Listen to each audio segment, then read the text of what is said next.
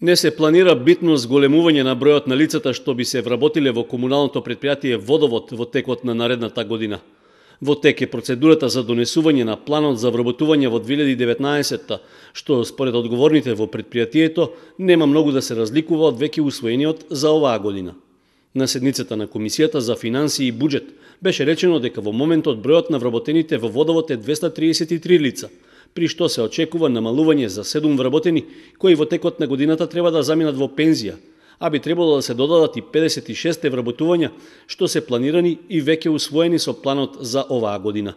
Ние доваѓаме до некоја бројка од 282 вработени. Тој план е поминат. Како план. Од тој план немаме реализирано ништо, односно тие 56 вработувања. Овој план за 2019 година го имаме направено со 64 вработувања.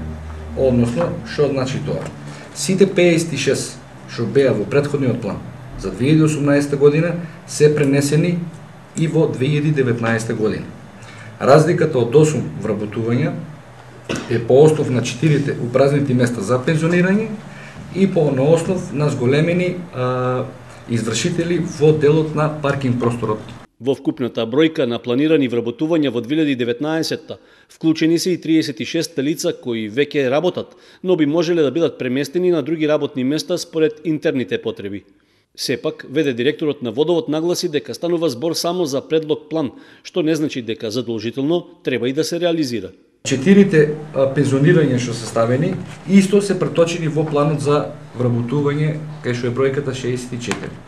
Значи, да не се свати дека Водовод Кочани ќе вработува 64 лица во 2019 година, значи ова го правиме се со цел. Имаме ставено различни типови на бранши, за различни видови на извршители, од паркинг, од метачи, од возачи, од електроинженери, машински, геодети, значи офанале сме широк диапазон на луѓе за да можеме доколку ни се јави потреба да можеме во моментот да реагираме.